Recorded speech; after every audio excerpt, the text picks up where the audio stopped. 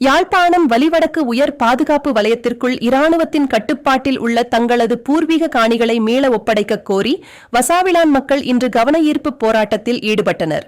Blue ocean group of companies இலங்கையின் வளர்ச்சியோடு உங்கள் வாழ்க்கையையும் உயர்த்துகிறோம். பலாலி உயர் பாதுகாப்பு வலயத்திற்குள் உள்ள தங்களது காணிகளை உரிய உரிமையாளர்களிடம் மீள ஒப்படைக்க கோரி வசாவிளான் மீள்குடியேற்ற அமைப்பின் ஏற்பாட்டில் இன்று காலை வசாவிளான் சந்தியில் கவனஈர்ப்பு போராட்டம் முன்னெடுக்கப்பட்டது. 1990 ஆண்டு வலிவடக்கில் இருந்து வெளியேற்றப்பட்ட மக்கள் 36 ஆண்டுகள் கடந்தும் தங்களது சொந்த நிலங்களுக்கு மீளச் செல்ல முடியாத நிலை தொடர்வதாக போராட்டத்தில் ஈடுபட்டவர்கள் தெரிவித்தனர்.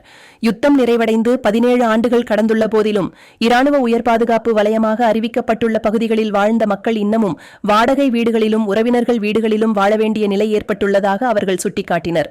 தங்களது பூர்வீக நிலங்களை உடனடியாக விடுவித்து மீள்குடியேறுவதற்கான உரிமையை உறுதிப்படுத்துமாறு அரசாங்கத்திடம் போராட்டக்காரர்கள் வலியுறுத்தினர். போராட்டத்தின் நிறைவில் யாழ்ப்பாண மாவட்ட இராணுவ கட்டளை தளபதிக்கு அனுப்பி வைக்கப்பட்ட மகஜர் அப்பகுதியில் பணியில் இருந்த இராணுவ அதிகாரிகளிடம் கையளிக்கப்பட்டது.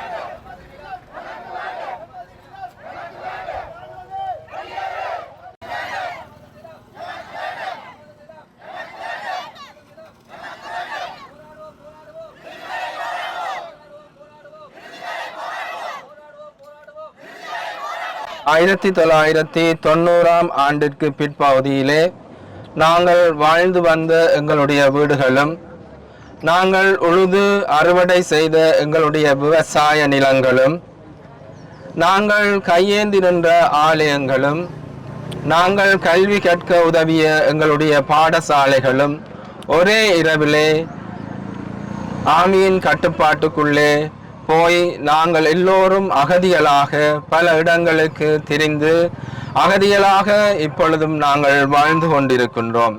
தென்னிலங்கையிலே ஏராளமான இராணுவ முகாம்கள் இருக்கின்றன. ஆனால் பொதுமக்களுடைய தென்னிலங்கையிலே சிங்கள மக்களுடைய காணிகளை அபகரித்தது கட்டப்படவில்லை. அங்கே கட்டுநாயக்கா விமான நிலையம் இருக்கிறது, அங்கே ரத்மநானிலே விமான நிலையம் இருக்கிறது. விமான ஓடுதளத்துக்கு பக்கத்திலே வீடுகள் இருக்கின்றன. விமான ஓடு நிலையம் ரோட்டாலே போகின்ற பொழுது பார்க்கக்கூடியதாக இருக்கிறது. ஆனால் இங்கே இருக்கக்கூடிய ஒரு சிறிய ஒரு பலாலி விமான நிலையத்துக்காக 2000 ஏக்கர்களை சூறையாடி வைத்திருப்பது என்பது ஏற்றுக்கொள்ள முடியாது. உடனடியாக இந்த மக்களுடைய இடம் விடுவிக்கப்பட வேண்டும். இங்காலே திரும்பி பார்த்தால் பின்னாலே திரும்பி பார்த்தால் பச்சை காடுகளாகத்தான் இருக்கின்றன. இந்த பச்சை காடுகளை அடைத்து வைத்துக் கொண்டு தமிழ் மக்களுடைய காணிகளை விடுவிக்க மாட்டோம் என்று இந்த அரசாங்கம் சொல்லுமாக இருந்தால் அது இனவாதத்தை தவிர வேறு எதுவுமே இருக்க முடியாது. புலம்பெயர்வது என்பதும் இடம்பெயர்வது என்பதும் மிக பெரும் வலி. இந்த மக்கள் வயாவிளான் போராட்டத்தில் இன்று ஈடுபட்டுக் கொண்டிருக்கின்ற மக்கள் 35 வருடங்களுக்கு மேலாக தங்கள் சொந்த மண்ணை விட்டு வாடகைக்கு அல்லது பிற வீடுகளில் ஒன்று குடித்தனமாக வாழ்ந்து கொண்டிருக்கின்றார்கள். இந்த அரசாங்கம் பதவிக்கு வருகின்ற பொழுது தான் ஏதோ தமிழ் மக்களுக்கு நல்லது செய்வேன் என்கின்ற நம்பிக்கை ஊட்டி வாக்குகளை பெற்று ஆட்சி பீடம் ஏறியதற்கு பிறகு செய்தது அத்தனையுமே நம்பிக்கை துரோகம்தான். கடந்த ஆட்சியாளர்களுக்கும் தங்களுக்கும் இடையில் எந்த விதமான வேறுபாடும் இல்லை என்று சொல்லி பல தடவைகள் அவர்கள் நிரூபித்திருக்கின்றார்கள். சொந்த காணியிலே இராணுவம் எந்தவித அனுமதியும் இல்லாமல் வைத்தியசாலை ஒன்றை கட்டி வருகின்றது. இது நான் நினைக்கின்றேன் கொரோனா காலத்திலே தான் இந்த வைத்தியசாலை தற்காலிகமாக ஆரம்பிக்கப்பட்டது. அதற்கு முன்னால் அது ஒரு விளையாட்டு பிஓசி கிளப்பாக இருந்து என்றுதான் இராணுவ வைத்தியசாலையாக மாற்றப்பட்டிருக்கின்றது. இந்த வைத்தியசாலை கட்டுமானங்களை நிறுத்துமாறு கௌரவ முன்னாள் பாராளுமன்ற உறுப்பினர் செல்வராஜா கஜேந்திரன் அவர்கள் மற்றது பாராளுமன்ற உறுப்பினர் கஜேந்திரகுமார் பொன்னம்பலம் அவர்கள் பாராளுமன்றத்தில் கூட கதைத்திருந்தார்கள். ஸ்ரீதரன் அவர்கள் கௌரவ பாராளுமன்ற ஸ்ரீதரன் அவர்களும் கதைத்திருந்தார்கள். ஆனால் இதுவரைக்கும் நிறுத்தப்படவில்லை. இந்த இராணுவம் வைத்தியசாலை என்பது அனுமதியற்ற கட்டிடம். அதாவது இராணுவ வைத்தியசாலை அனுமதியற்ற கட்டிடம். எங்களிடம் எந்த விதமான அனுமதியும் பெறப்படவில்லை. பிரதேச சபையில் கூட அனுமதிகள் பெறப்படவில்லை. ஆகவே அனுமதியற்ற கட்டிடம். இராணுவம் வைத்தியசாலை என்பது சட்டவிரோதமான கட்டிடம். அதனை அகற்றப்பட வேண்டும். எங்களுக்கு காணி திருப்பி வழங்கப்பட வேண்டும் என்ற எங்களுடைய காணி எங்களுக்கு வேணும். எனக்கு வயது போட்டதோ காலம் இல்லாமல் போச்சு. ஏதாவது காணி எனக்கு விட்டு தர வேணும். அதோட இந்த சொந்தக்காரருக்கும் அதுக்கு காணி இருக்கு. அண்டதை தாழ்மையுடன் கேட்டுக்கொள்றோம். நாங்கள் குடியிருக்கா இல்லை வீட்டை அம்மா காணி கேட்டா நிற்கலாம்.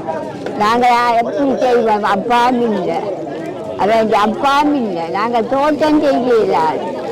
எங்களுக்கு நல்ல உதவி செய்யுங்க. அதுவும் 5 பொம்பளை பிள்ளை.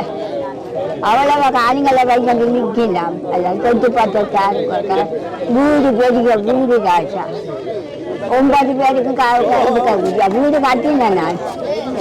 நல்ல பொறுப்பான வீடு. 5 பொம்பளை பிள்ளை கட்டினேன் நான். பெண்களுக்கு இருக்காம வீடு இல்லை. எங்களுக்கு அந்த வீடு இருக்கு. கல்யாணம் கட்டின வீடு. பசாவளம் கிராமத்தினுடைய ஒரு கிராமம் இருக்கிற பலாளி தெற்கிலே மக்கள் ஒரு பகுதி குடியேறி இருந்தாலும் அவர்களுடைய பிரதான போக்குவரத்து மார்க்கமாக இருக்கிற இடக்காடு தம்பால ரோட்டு உடனடியாக விடுவிக்கப்பட வேண்டும். அந்த விடுவித்தால் தான் மக்கள் தங்களுடைய பிரதான பாதைக்கு வந்து தங்களுடைய போக்குவரத்துக்களை மேனிய அரசு நிறுவனங்களுக்கு செல்லக்கூடியதாக இருக்கும். அந்த பாதையும் திறக்கப்படுவதன் மூலம் மக்களுடைய மீள்குடியேற்றம் துரிதப்படுத்தும். அதன் போல மானம்புர பிள்ளையார் கோயில் அவர்களுடைய பாரம்பரியமான கோயில் இன்றைக்கு கும்பிட செல்கின்ற நிலைமையில் அந்த கோயிலை வழிபட்டு முழுமையாக செய்வதற்காக அந்த இடங்களும் விடுவிக்கப்பட வேண்டிய தேவை இருக்குது. அதுக்காக மக்கள் கோரிக்கை வைத்திருக்கிறார். அதை விட பாரம்பரியமாக இந்த பிரதேசங்களில் தோலகட்டி நெல்லிக்கிரசன் உங்களுக்கு தெரிஞ்சிருக்கும். தோலகட்டியான பிரதேசமானது இன்றும் அந்த உற்பத்தி பிரதேசம் இராணுவத்தினுடைய வலயங்களாக காணப்படுகின்றது. உடனடியாக அந்த பிரதேசங்கள் உணவுகளுடைய உள்ளூர் உற்பத்திகளை ஊக்குவிக்கக்கூடிய இந்த உள்ளூர் உற்பத்திகளை ஊக்குவிக்க வேண்டும் என சொல்லுகின்ற இந்த அரசு இந்த மக்களுடைய காணிகளை இராணுவ தேவைக்காக எந்தவித பயன்பாடும் இல்லாமல் வைத்திருப்பதன் மூலம் இந்த உள்ளூர் உற்பத்திகளை தடை செய்கிறது. இந்த நாட்டிலே இராணுவ மயமாக்கத்தை இந்த அரசாங்கம் ஏனைய அரசாங்கங்கள் போல் தொடர்ந்து வருகின்றது என்பதற்கு எந்த மாற்று கருத்தும் இல்லை.